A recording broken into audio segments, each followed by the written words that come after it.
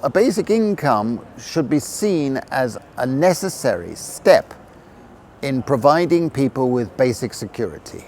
People who have basic security tend to be more tolerant, more altruistic.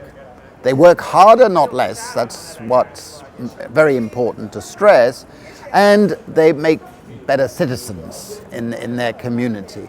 The important thing too to remember is that our existing social security systems everywhere in Europe today put people in what we call poverty traps. If you do have a low benefit, the sort of low wage job that you could get, if you move from a low benefit into those low wage jobs, you lose the benefits and therefore you hardly get anything extra. Okay, it's called a poverty trap. So there's a huge disincentive to labour in our current systems. If you had a basic income, what you say is everybody has that basic. You have supplements for people with disabilities and frailty and so on, but you have that basic guaranteed. And then when you earn, you pay the standard rate of tax so that you don't have this huge marginal tax rate of 80 or 90% as exists at the moment. You would have the standard rate of tax. So you would actually have more incentive to enter and stay in the labour market. So contrary to the prejudices of people who say if you had a basic income people would stop working, it would actually encourage more engagement in the labour market. The fundamental reason for supporting a basic income is social justice. Okay? We have the wealth created by our ancestors and everybody in our society, everybody, should have basic security in with which they can develop themselves. And I think it is prejudiced and ridiculous to think if you had a small basic income that you would suddenly change your character and not want to improve your life. You would still want to improve your life. You would still want to improve the life of your friends, your neighbours and your family.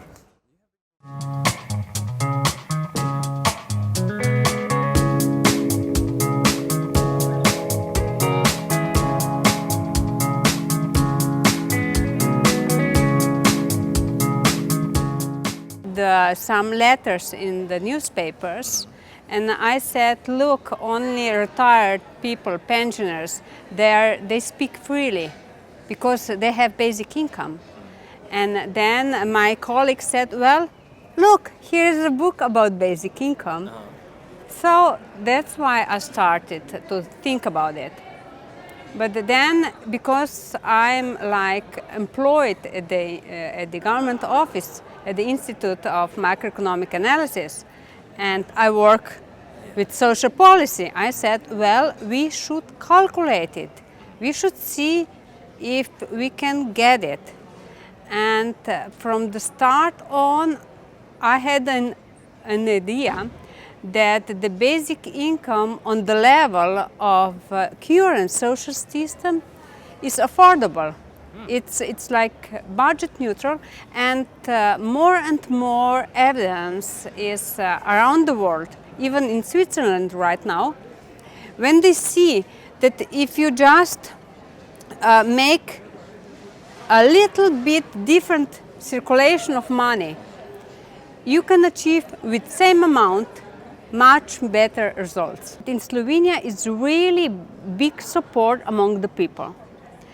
And it shows, like we heard today, that society is more grown up, adult, mature than political system that cannot change and accept new ideas so freely and so openly. Nagyon fontos volt látni azokat a nemzetközi tapasztalatokat, amelyek az alapjövedelem területén eddig rendelkezésre állnak, és azokat a próbálkozásokat, hogy politikai támogatást kapjon ez a projekt, és ilyen szempontból fontos azt is érzékelni, hogy az, amit mi Magyarországon, a Párbeszéd Magyarországért letett az asztalra, az nem egy elszigetelt jelenség, hanem gyakorlatilag a világ minden táján, ahol gondolkodunk arról, hogy a 21. században hogyan lehet a szociális biztonságot erősíteni.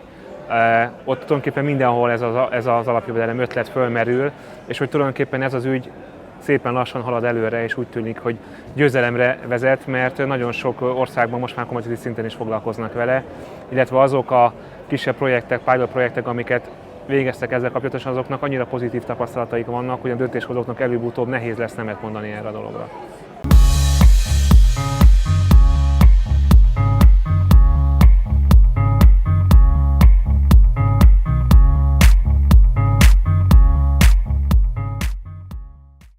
The money itself, an unconditional basic income itself, is no solution.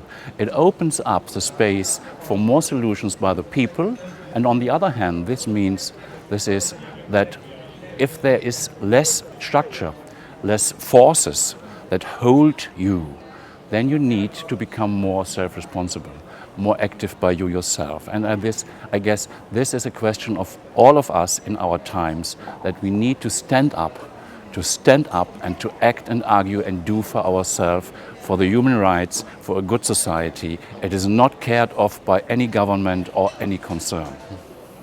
The experience with the movement is when you are generous, when you are attractive, then it is attractive. When you are deep in the meaning and want to convince the people by what you are thinking is the truth, that is boring. That's not very fine. So the experience is that, like in everything, it has to be more interesting, more attractive, more fun in a way, more beauty. And that is, for me, that is the key of our success. That's my experience with this campaign also, that we use Pictures like to drop out 8 million coins, so for every inhabitant in Switzerland 5 centimes, real money, a golden mountain of 15 tons of money.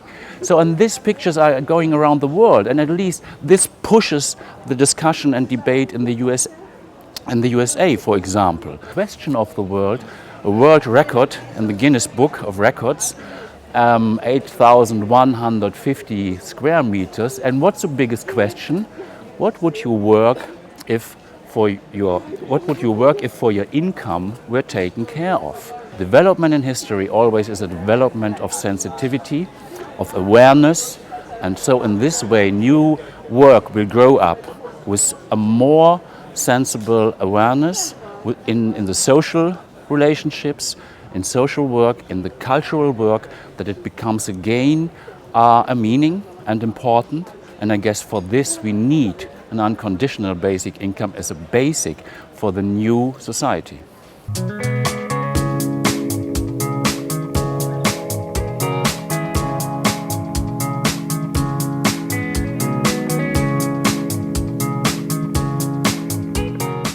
Az alapjövedelem az egy kísérlet arra, hogy a rendkívül széttöredezett és szegmentált társadalomban, és ennek a ugyanilyen sokféle helyzetben lévő széttöredezett és szegmentált kiszolgáltatottjai számára egy egységes, koherens választ adjon arra, hogy hogyan lehet az emberi méltóságukat, az emberhez méltó létfeltételeit megteremteni számukra. We are now in a situation that Germany does not practically suffer that much that other European countries economically. And so this is also a reason that also the other parties like the Green Party, the left-wing party, pirates and so that they are not successful with that issue. But in general, I agree that the topic or the agenda of basic income is a part of the whole agenda and the whole discussion what we need. It is how this will work or how this will be actually done, then this is often specific to the country where you are.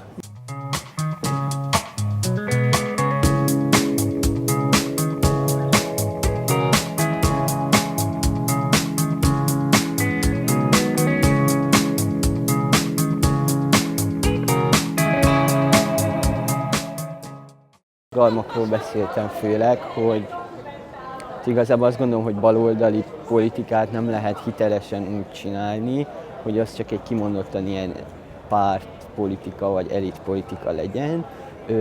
Egy baloldali párt azért fontos, és akkor hasznos, és akkor tud demokratikusan működni, hogyha folyamatosan alulról jövő impulzusok befolyásolják, ellenőrzik. Bár én azt gondolom, hogy a feltétel nélküli alapjövedelem kevésbé paternalista, mint az ilyen feltételhez kötött különböző juttatások. Az, pont amiatt, hogy ez egyébként csak a feltételeit teremti meg annak, hogy utána az emberek valamilyen szinte autonóm résztvevői legyenek a demokráciának. Ez a 21. század forradalma, amikor a lehetetlenből lehetséges csinálunk, és amikor a lehetségest megvalósítjuk.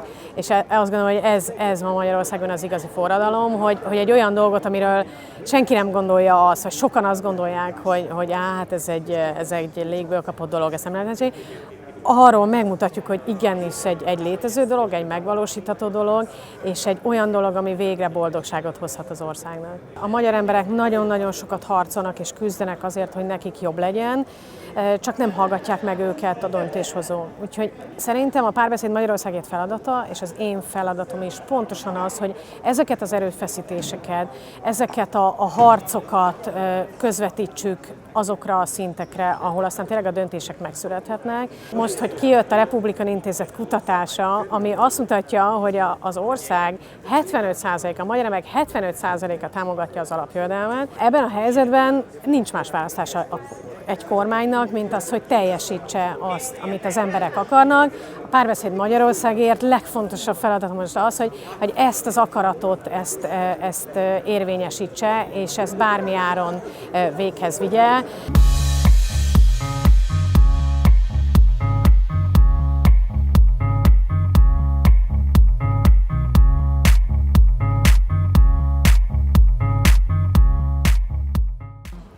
Az igazán nagy gazdasági összeomlásoknak a hátterében mindig az van, hogy olyan mértékben szipolyozzák ki és zsákmányolják ki a valós értéket előállító, most hívhatjuk őket munkásoknak, vagy prekariátusnak, vagy bárhogy, de végül is tulajdonképpen azok az emberek, akik elvégzik a termelő munkát, és ebbe beleértjük a szellemi termelést is, meg a nagy rendszerek fenntartóit is, olyan mértékben szipolyozzák ki őket, hogy nem is tudják elégségesen elvégezni a munkájukat, eltűnik a vásárlóerejük, és a többi, és a többi. Szóval ezek jól látható dolgok, hogy valójában, hogyha elszegényítünk egy társadalmat, az a gazdaságnak rossz. Hogy valójában a képességtétel az a lépés, amivel el lehet kezdeni mondjuk egy elnyomott csoportnak a segítését. Nem kiemelni kell, meg jézuskodni és oda menni és megcsinálni helyettük. Azok az emberek, akik mondjuk most olyan helyzetben vannak, hogy az általános alapjövedelem, feltétel nélküli alapjövedelem nagyot fordítana az életükön, például megduplázná a havi büdzséjüket, és ilyen van Magyarországon több millió.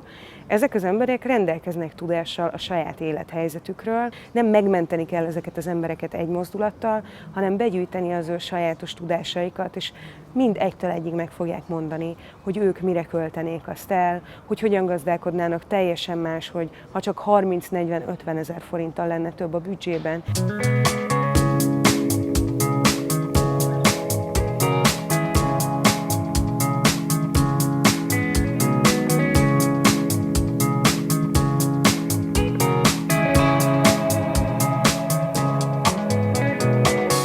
Egyre több a feszültség, nem csak Magyarországon, hanem Európában, de az Egyesült Államokban is, szerte gyakorlatilag a fejlett világban olyan feszültségek törnek fel a társadalom mélyéről, amelyek korábban, évtizedekkel korábban elképzelhetetlenek voltak. És ennek a dűnek a forrása az emberek kiszolgáltatottság élménye.